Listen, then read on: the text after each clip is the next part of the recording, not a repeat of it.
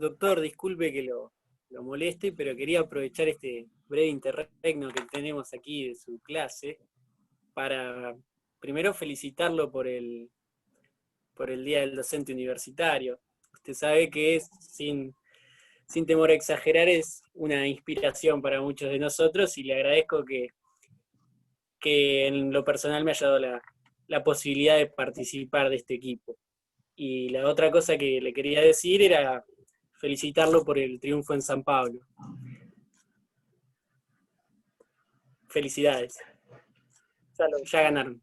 Qué amable, siempre tan amable usted.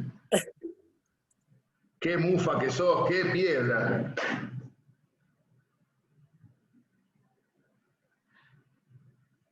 Veo algunos que están comiendo, qué suerte que tienen. Yo estoy acá con un mate lavado, frío. Andá a hacer tu mate, profe. Y acá con la única compañía de mi fiel perro, quien está aguantando estoicamente la clase, una bestia salvaje el perro. Debería presentarlo. Debería un caniche. No llego a ese extremo, un shih tzu. Peor creo. Está muy tranquilo durmiendo, así que no lo voy a molestar.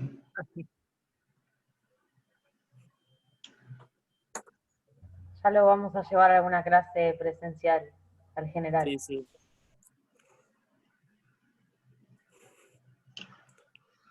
Bueno, vamos a lo nuestro, así liquidamos temprano la clase y vamos a ver River San Pablo. Sí, ahí me están pasando por el chat el resultado, 1-1, gol de Borré, me dijeron. Hay que buscar 9, se va a Borré. Urgente. Bueno, como les venía diciendo entonces, la diferencia es esta. En un sistema de colegio electoral tienen mucho más peso específico las provincias, en un sistema de elección directa, la voluntad popular.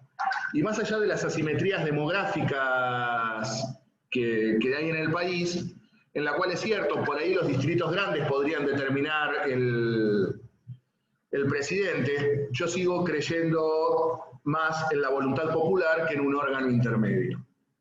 Creo que en la moderna democracia representativa y popular no debe haber intermediación entre el presidente y el pueblo, que el presidente sea verdaderamente elegido por el pueblo. Pero bueno, también es cierto que esta constitución es propia del siglo XIX. Por lo tanto, reitero, este era el sistema de elección, indirecto a través de colegios electorales. No podía ser reelecto en forma inmediata, es decir, para volver a ser presidente debe esperar un periodo presidencial, e iba a durar 5 años en el ejercicio de su mandato, presidente por 5 años. No preveía la figura de un vicepresidente. No preveía un vicepresidente. En caso de ausencia, destitución o muerte, lo reemplaza el presidente del Senado, elegido por, obviamente, la propia Cámara, el propio cuerpo. Esto con respecto al Poder Ejecutivo. El Poder Judicial ya es lo mismo que la Constitución anterior, una Corte Suprema o Alta Corte de Justicia y tribunales inferiores. Con la diferencia que en vez de 7, ahora van a ser 9 jueces y 2 fiscales. Y la elección es la misma, el presidente con acuerdo del Senado. En aquel momento el director, en la Constitución del 19, aquí el presidente con acuerdo del Senado. Y también aquí los jueces siguen gozando de la garantía de inamovilidad. Duran mientras dura su buena conducta. El sistema de juicio político es igual al de la Constitución de 1819.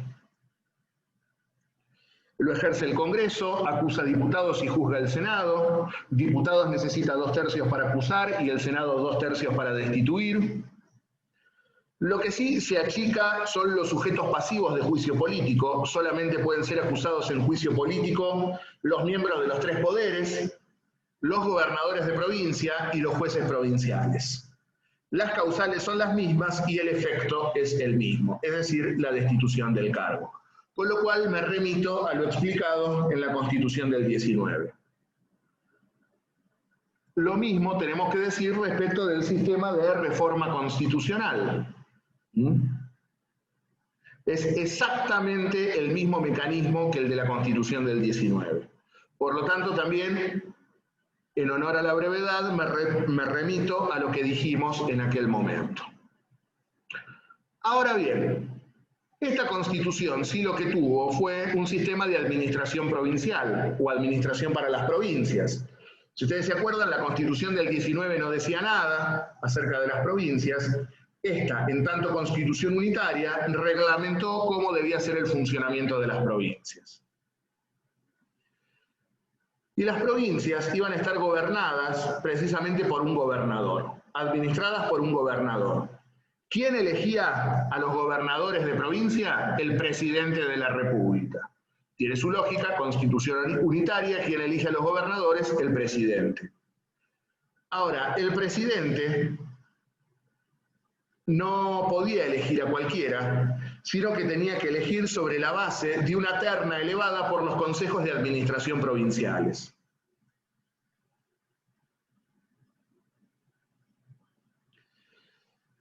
Los consejos de administración provinciales, que ahora les voy a decir qué función tenían, eligen una terna, es decir, 3 tipos, 3 nombres. Y de esos 3, el presidente elige uno y lo designa gobernador. Los gobernadores duraban 3 años en el ejercicio de sus funciones y no podían ser reelectos para la misma provincia. Si ponele, te elegía al presidente gobernador de Córdoba, estabas 3 años en Córdoba y no podías volver a ser gobernador de Córdoba, pero sí te podían elegir para otra provincia. Es un disparate. ¿Y qué es esto de los consejos de administración provinciales? Eran nada más ni nada menos que los viejos cabildos, tenían prácticamente las mismas funciones que los viejos cabildos. Es decir, Hacienda, Guerra, Seguridad Interior, Instrucción Pública. Estos consejos de administración provinciales tenían entre 7 y 15 miembros, según la población de las provincias, y entre sus funciones tenían, remarqué allí, dictar el presupuesto provincial y recaudar los impuestos provinciales, y a su vez también la policía interior, es decir, la policía de seguridad, la obra pública y la educación primaria. Bastantes atribuciones se les daban a las provincias, teniendo en cuenta que era una constitución unitaria en este sentido. Ahora bien, no obstante ello, cabe destacar que esto nunca se puso en funcionamiento, por las razones que veremos, por lo cual nunca los pudimos ver cómo funcionaron en la práctica. En este sentido, nunca los vimos en funcionamiento.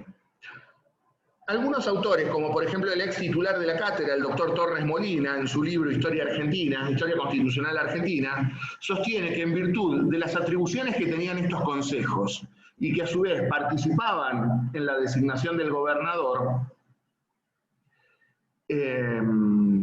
no era una constitución 100% unitaria, sino que era semifederal o semiunitaria, en virtud de este sistema. Disiento en esto con el gran maestro Torres Molina, alguien a quien admiro profundamente, como profesor, como hombre del derecho y también con su vasta trayectoria política dentro del campo popular, siempre dentro del campo popular. En esto yo no coincido. Para mí, más allá de los consejos de administración, no deja de ser una constitución unitaria. Pero quería marcar esto de cómo era la administración provincial. Y luego, el sistema de derechos y garantías es el sistema de derechos clásicos del constitucionalismo clásico o liberal. Los mismos derechos y garantías que venimos viendo desde el Decreto de Seguridad Individual de 1811. Debido proceso, inviolabilidad de la morada, que nadie puede ser arrestado sin orden de juez competente, mediando prueba o al menos semiplena prueba del hecho, igualdad ante la ley, etcétera, etcétera. Ya vimos el decreto, no tiene sentido seguir reiterando los derechos y garantías, que además seguramente ya los habrán empezado a ver con el doctor Marucci en la Constitución de 1853, calculo. O anda por ahí seguro. Y por último, esta Constitución establecía un mecanismo de cómo debía ser aprobada. Estaba sujeta al examen y libre aceptación de las provincias, esto en cumplimiento de la ley fundamental.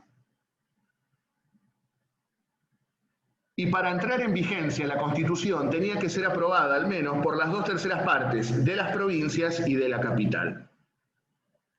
Con lo cual, sancionada la Constitución en diciembre de 1826, rápidamente el gobierno de Rivadavia, el presidente de Buenos Aires, como lo llamaban en el interior, envió algunas misiones diplomáticas al interior para llevarles a los gobernadores las constituciones.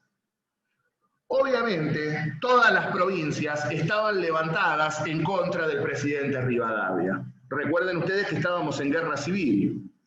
En efecto, ya para 1827, el ejército de la Madrid se bate en retirada. Juan Facundo Quiroga es quien ha encarnado la resistencia federal en el interior, junto con el gobernador Bustos en Córdoba e Ibarra en Santiago del Estero, con lo cual comienzan a derrotar a los ejércitos unitarios rápidamente, y está prácticamente todo el interior levantado contra el gobierno de Rivadavia a comienzos del año 27. En efecto, fueron enviados los comisionados, como ya les digo. El caso más testimonial, si se quiere, es el de Santiago del Estero. Manuel de Tesanos Pinto fue comisionado a Santiago del Estero para hablar con Ibarra, el gobernador de Santiago. Se presentó ante el gobernador, que le tenía que explicar la Constitución. Ibarra le dijo, pase por la Casa de Gobierno cuando quiera. Tesanos Pinto se autoinvitó para un día a las 3 de la tarde. Piensen ustedes, Santiago del Estero, 3 de la tarde en pleno enero. Poquito de calor, ¿no? ¿Y qué podía estar haciendo Ibarra a las 3 de la tarde en el mes de enero en Santiago? Obviamente estaba durmiendo la siesta. Tesanos Pinto se presentó en la Casa de Gobierno. Piensen ustedes Santiago del Estero en el año 1827. No existía la Casa de Gobierno, era la Casa de Ibarra. Dice, y esto lo cuenta Tesanos Pinto en sus memorias, me llevé terrible sorpresa al ver que no había escolta formada, nadie para recibirme. Claro, tuvo que golpear las manos para que lo atendieran. Y salió la criada de Ibarra, que le dice, vengo a ver al gobernador, ya consulto con el patrón. La criada va, le avisa a Ibarra, hágalo pasar. Y allí Tesanos Pinto dice, qué sorpresa me llevé al ver al gobernador en un atuendo semisalvaje e impropio para la ocasión. Claro, el otro estaba durmiendo la siesta y lo atendió en calzoncillos. Habría que ver cuál era el atuendo más apropiado para la ocasión, si los calzones de Ibarra o el fraque y levita con camisa almidonada que tenía el payaso de Tesanos Pinto. Y Tesanos Pinto dice, vengo a traerle la Constitución. Dice, llévese ese librito con el cual ustedes pretenden oprimir a las provincias. Lo echó prácticamente de su casa Ibarra a Tesanos Pinto, y cuando llega donde estaba pernoctando, dice, un edecán de Ibarra le dice, el gobernador le deja esto. Dice que se olvidó el librito. El librito era la Constitución. Dice, y además le dice que tiene 24 horas para abandonar la provincia o lo fusila. Así, una a una, las provincias fueron rechazando la Constitución de 1826. Todas las provincias rechazaron la Constitución. Curiosamente, quizás la única que la aprobó, curiosamente, no lo sé por qué, fue la provincia oriental.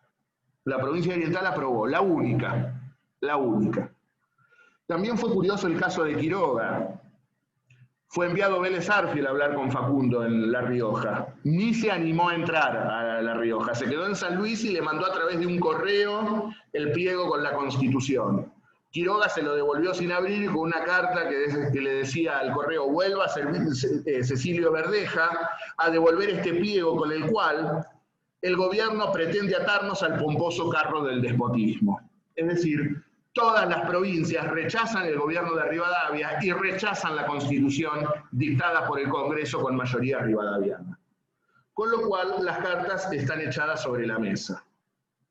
Todas las provincias se comprometen entonces a rechazar la Constitución de Buenos Aires. Y por otro lado, cabe destacar que ¿qué pasaba en la guerra con Brasil en este contexto? El 20 de febrero de 1827 se va a producir uno de los triunfos de armas más notables de la historia militar argentina. En esa fecha, el general Carlos María de Alvear derrota al ejército brasileño en el desfiladero de Ituzaingó, y con esto prácticamente tenemos ganada la guerra con Brasil. Alvear destroza al ejército brasileño en Ituzaingó. Y a esto se suma que el almirante Brown y la escuadra de corsarios había prácticamente también derrotado a la escuadra brasileña en la batalla naval de Juncal. Con lo cual estábamos ganando por agua, estábamos ganando por tierra. Si Alvear hubiese tenido el apoyo político de Rivadavia y los recursos necesarios, podría haber marchado hasta la mismísima Río de Janeiro si se lo hubiese propuesto.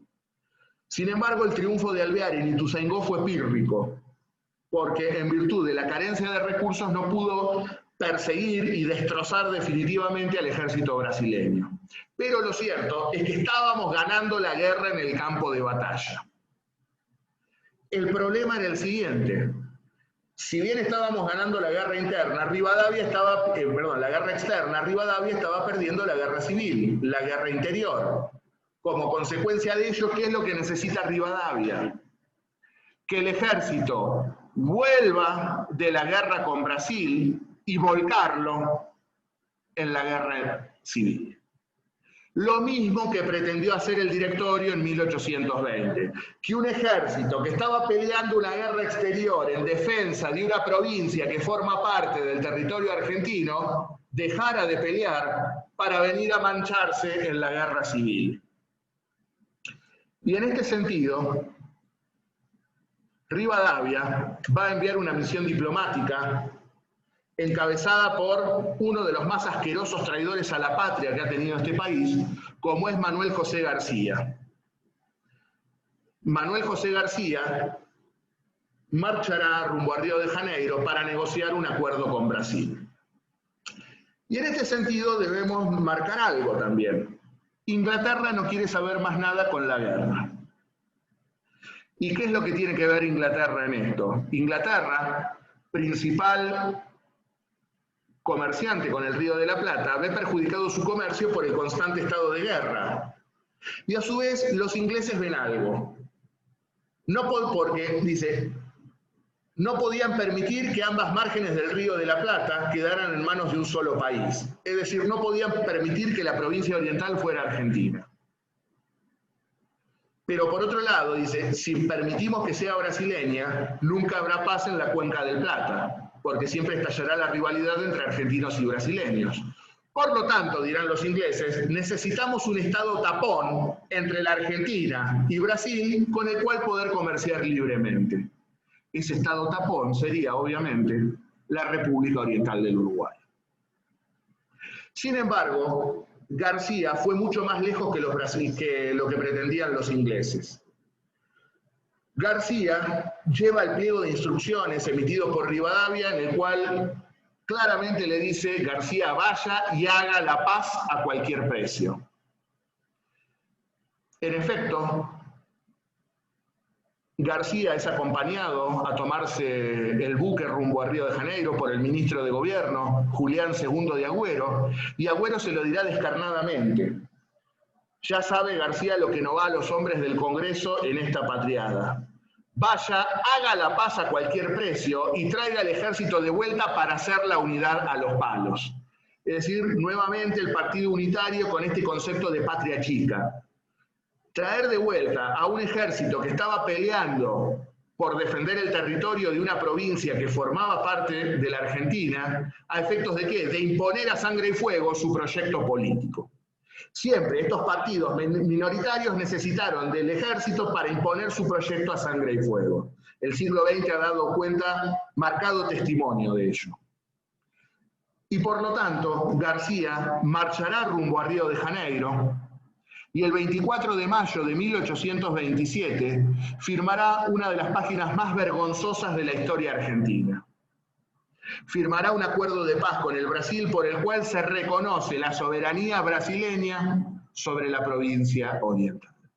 Vuelvo a reiterar, García firma un tratado de paz con Brasil por el cual reconoce la soberanía brasileña sobre la provincia oriental.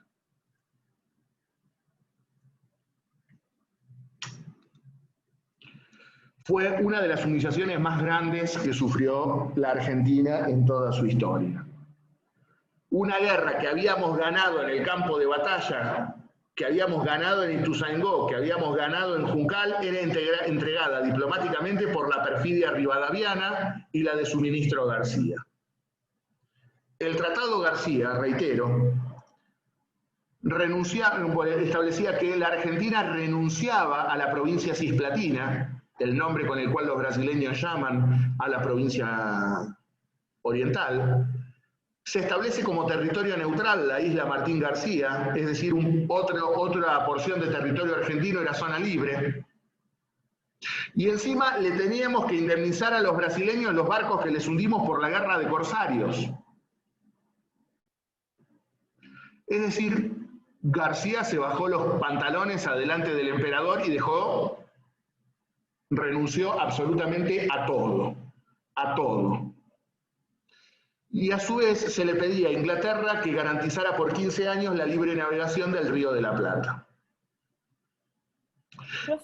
Esta fue la paz García. Sí. Me perdí un poco con esto, con lo último. O sea, no entiendo por qué se firmó el Tratado García si ya habíamos ganado la guerra. Porque al gobierno le importa muy poco la provincia oriental. El gobierno quiere que el ejército que está peleando la guerra con Brasil vuelva al país. ¿Para qué? Para imponerle a las provincias su proyecto político. Por eso Agüero se lo dice a García, que vuelva al ejército y haremos la unidad a los palos. Es decir, Rivadavia le importa muy poco la provincia oriental, pretende que el ejército vuelva, ¿para qué? Para imponer a sangre y fuego el proyecto unitario. Por eso dice, andá y hacé la paz, no importa cómo, pero trae de vuelta el ejército para imponernos a las provincias. Pero a ellos les convenía más ganar la guerra con Brasil. Escucho muy bajo. Que a ellos les convenía más ganar la guerra, en realidad. ¿Cómo? En realidad le convenía más ganar la guerra. Si hubiese tenido una visión patriótica le hubiese convenido ganar la guerra. Por eso les digo, tienen un concepto de patria chica. No les importa la provincia oriental. Del mismo modo que no les importó perder Tarija, que no les importará un montón de cosas a este Estado, a los unitarios. Luego veremos cómo Sarmiento apoyó los derechos chilenos sobre el estrecho de Magallanes. Veremos que los unitarios, en pos de voltear a Rosas, les importaba muy poco aliarse con Inglaterra, aliarse con Francia, que la Mesopotamia formara parte de otro país. Veremos que a los unitarios del norte no les importaba ser argentinos o formar parte del Estado de Bolivia. Tienen una concepción muy restringida de país los unitarios, luego llamados liberales. Lo cierto entonces que la firma del Tratado García con esta humillación pone en jaque al gobierno de Rivadavia. Como ya les digo, Rivadavia venía terriblemente desprestigiado por las derrotas que habían sufrido sus ejércitos en la guerra civil y a su vez también había logrado unificar a todas las provincias en su contra. En efecto, en el mes de abril de 1827 se había firmado la Liga de Gobernadores, o creado la Liga de Gobernadores, a iniciativas de Bustos, gobernador de Córdoba, por el cual se comprometían a desechar la Constitución, que hemos visto todas las provincias terminaron rechazando, auxiliarse mutuamente contra el gobierno de Buenos Aires llamado Nacional, poner todos sus recursos para destruir el gobierno de Rivadavia, formar un congreso para organizar federalmente el país y comprometerse para terminar de recuperar la provincia oriental. Es decir, los gobernadores lo tienen claro, lo que le están diciendo a los gobernadores Rivadavia, ya está, andate, dejanos a nosotros organizaremos federalmente el país y vamos a reincorporar la provincia oriental que vos no estás haciendo nada por recuperar. Por lo tanto, tiene todas las provincias levantadas en su contra. Cuando la noticia del Tratado García llegó a Buenos Aires, a García casi lo linchan en el puerto, lo quisieron linchar. Curiosidades de la historia, el que lo cazó del brazo y lo salvó de la turba fue Dorrego. Dorrego no tendría la misma suerte. Ellos cuando asesinan no tienen piedad. El campo popular nunca asesina, los que asesinan son ellos siempre. Ahora bien, entonces, hasta la mismísima Buenos Aires está opuesta a Rivadavia por la vergonzosa paz que firma con Brasil. Todas las provincias levantadas, ya el gobierno de Rivadavia está herido de muerte, y la frutillita al postre se la pone Dorrego cuando en su periódico El Argentino publica los negociados con las minas que estaba haciendo Rivadavia. ¿Se acuerdan que yo les dije que con la hipoteca de la tierra pública había puesto como garantía la tierra pública y que nacionalizaba el subsuelo? Y había formado compañías mineras, de la cual era accionista, que pretendían explotar principalmente la mina de oro del Cerro Famatina, en La Rioja. Cuando fueron los ingleses a explotar el cerro, ya lo estaba explotando Quiroga. Imagínense, Facundo a estos los echó a patadas de la provincia. Pero lo cierto es que queda al descubierto su negociado con las compañías mineras. Hackeado por un hecho de corrupción, hackeado por la vergonzosa paz que acaba de firmar con Brasil, y con todas las provincias levantadas en armas, no le queda otra que renunciar. En junio de 1827, Rivadavia renuncia a la presidencia de la Nación. Si bien es cierto que el Congreso rechazó el tratado, esto no le alcanzó a Rivadavia para mantenerse en el cargo. Rivadavia alegó que García se había extralimitado en sus funciones, que él bajo ningún concepto le había dado instrucciones a García que entregara la provincia oriental. Y en esto García estuvo bien, porque no se la comió callado. García dijo, perdón, yo fui e hice lo que vos me dijiste que hiciera. Hacete cargo que me mandaste a hacer la paz a cualquier precio. Ni entre ellos se defienden. Con lo cual, en este contexto, el 30 de junio de 1827, Rivadavia renuncia a la presidencia de la Nación. Rápidamente, el 3 de julio de 1827, se va a dictar una ley de emergencia a través de un acuerdo entre las dos bancadas en el Congreso, el jefe de la bancada unitaria, Julián II de Agüero, y el jefe de la bancada federal, Dorrego, en la cual convienen designar un presidente provisorio hasta que se reúna una convención nacional. Este presidente provisorio debía continuar la guerra con Brasil y tener el mando de los ejércitos, debía disolver el Congreso y a su vez también permitía el restablecimiento institucional de la provincia de Buenos Aires. La ley del 3 de julio de 1827 marca el restablecimiento institucional de la provincia de Buenos Aires. El artículo 10 de esta ley va a establecer que se autoriza a Buenos Aires a la elección de sus representantes. En consecuencia, entonces, del mismo modo que la provincia había desaparecido con la ley capital, vuelve a restablecerse con esta ley de julio de 1827. El Congreso elige interinamente a Vicente López como presidente, Vicente López y Planes, nada más ni nada menos que el autor del himno. Vicente López, como ya les digo, cuando fue a tomar posesión del cargo en el fuerte, se llevó la sorpresa de que no tenía ni dónde sentarse. Porque claro, los muebles de la presidencia los había comprado Rivadavia, y como sabía que el Estado era insolvente, ¿qué es lo que hizo? Se los llevó. Por eso yo les digo que ni el sillón dejó este cretino. Rápidamente, hubo que paliar la situación porque además, en pleno momento de guerra, se había decretado la libre convertibilidad del oro, con lo cual se había producido una enorme fuga de divisas a través de este Banco Nacional creado por Rivadavia. No había un mango en las arcas del Estado. Fueron nuevamente los estancieros de la provincia de Buenos Aires quienes pusieron el dinero para paliar la situación.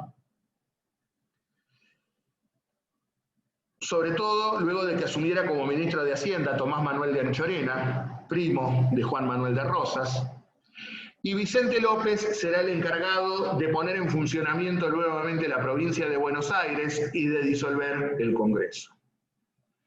En efecto, a fines de julio de 1827, se convoca a elecciones para formar nuevamente la Junta de Representantes de Buenos Aires, es decir, para elegir nuevamente a la legislatura porteña.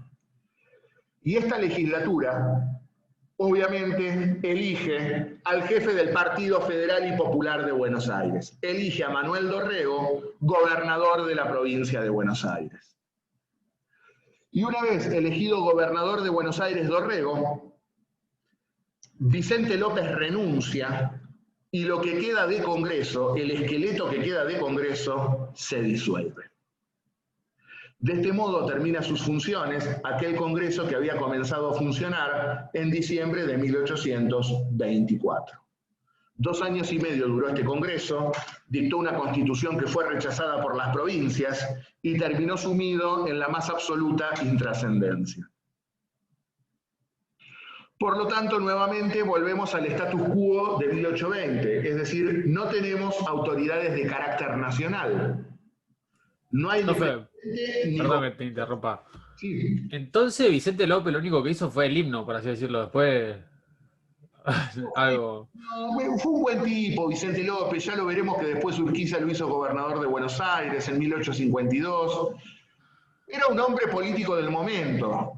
También le tiraron un fierro caliente, pobre Vicente López, un tipo que además no tenía partido, no tenía consenso popular, fue un presidente de transición hasta quien vino, quien ya era el hombre fuerte del federalismo popular porteño, como era Dorrego. Ok, gracias, profe. Incluso... Profe, una pregunta. ¿Por qué dice que solo se presentaron los federales ahí en la Filmina? Los unitarios no quisieron presentarse a la elección después del desastre que habían hecho. Porque inclusive Rivadavia se rajó del país y prácticamente todo el gabinete de Rivadavia, salvo Agüero, se rajó del país. Como cada vez que hacen desastres, después se rajan. Clarito. Incluso Vicente López no quería saber nada con que eligieran a Dorrego, y fíjense lo que les va a decir Agüero. No se ataje Vicente López en allanarle el camino a Dorrego. Deje que lo hagan gobernador. Será él quien tenga que negociar con los brasileños.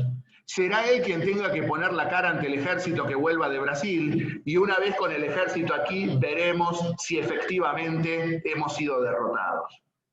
Es decir, los unitarios seguían conspirando. Dorrego todavía no había asumido y ya estaban conspirando para voltearlo. Y ansiaban que se terminara la guerra con Brasil para que volviera el ejército y que el ejército se levantara en armas contra el gobernador legítimo de la provincia. Más allá de que la mayoría de los unitarios se rajó a Montevideo, en Montevideo fue donde precisamente lograron cooptar a la mayoría de los jefes del ejército. Porque el ejército, que había logrado el triunfo en Ituzaingó, impedido de seguir avanzando por falta de recursos, falta de dinero y apoyo político, se mantuvo prácticamente inmóvil todo este tiempo, hasta que Alvear solicitó que se lo relevara del mando y lo iba a reemplazar el general Lavalleja al mando del mismo, con lo cual tuvimos un ejército inmóvil apostado en la provincia oriental durante 3 o 4 meses. Los unitarios que se rajaron luego del desastre de Rivadavia a la banda oriental, lo que hicieron fue precisamente eso, conspirar permanentemente con los jefes del ejército, hacerles la cabeza acerca de que sería Dorrego quien entregara el honor argentino después del desastre que hicieron ellos. Pues los unitarios a veces no tienen cara verdaderamente. Me hace acordar a un expresidente que ahora se la pasa hablando y tendría que la verdad llamarse a silencio. Y en este sentido, los capos del Partido Unitario en Montevideo empiezan a conspirar. Y Agüero lo dice claramente. Cuando vuelva el ejército de Brasil, veremos si hemos sido derrotados. Como no podían ganar iba a decir una ordinariedad, no podían ganar ni de suerte una elección, necesitaban del ejército para imponer su proyecto a sangre y fuego, como lo harían toda su vida. Como luego lo haría el mitrismo luego de Pavón, como lo haría el régimen inaugurado por Roca en el 80, como lo hizo la década infame, que necesitó las armas del ejército para voltear a Hipólito Yrigoyen, como lo haría la revolución fusiladora luego de 1955, como lo haría la última dictadura militar en 1976, y todos los dignos herederos que tiene esta línea política. En tanto partido minoritario, siempre necesitan valerse de las armas para imponer su proyecto político y reprimir al pueblo. Lo grave de esto creo que fue que en 2015 llegaran por los votos, lo que denota una falta de conciencia muy fuerte en algunos sectores populares. Pero volvamos a 1827. Entonces asume Manuel Dorrego como gobernador de Buenos Aires. Previo a disolverse el Congreso, precisamente, va a delegar en el gobernador de la provincia el ejercicio de las relaciones exteriores del país. Es decir, las atribuciones de carácter nacional que tenía el presidente son trasladadas nuevamente al gobernador de la provincia. La clase que viene, vamos a ver el gobierno de Dorrego, el asqueroso golpe unitario del 1 de diciembre de 1828, y ya seguramente llegaremos al gobierno de Juan Manuel de Rosas y a la sanción del Pacto Federal. Dejamos acá por hoy.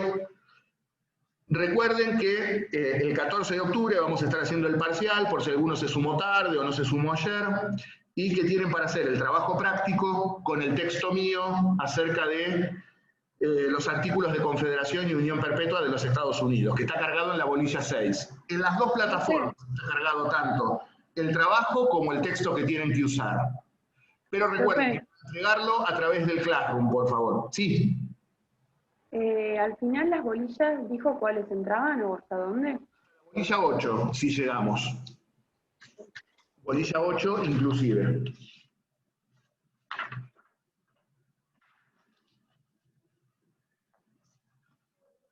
Es decir, hasta el punto 27.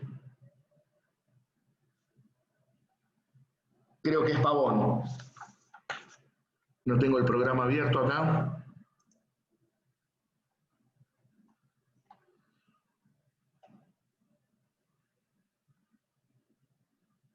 No, perdón. Hasta el punto 30. Pavón, consecuencias políticas y solución del gobierno nacional. Hasta allí llegaría el parcial. Si no llegamos a desarrollar el temario, hasta donde lleguemos. Mañana les voy a estar subiendo la clase de hoy, para que si necesitan escucharla de nuevo la tengan. Y bueno, el PowerPoint que usamos, los dos PowerPoint que usamos hoy ya los tienen subidos. Así que bueno, vamos dejando acá.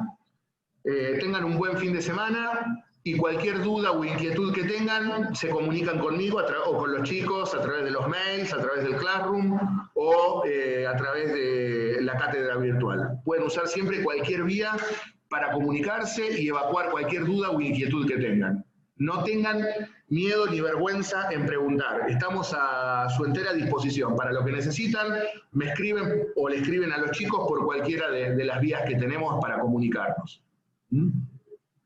Buenísimo, bueno. Gracias, profe. Muchas gracias, profe. Muchas gracias, profesor. Buen fin de, profe. Gracias, profe. Buen fin de... Chao, profe. Esperemos que gane Libertad ahora.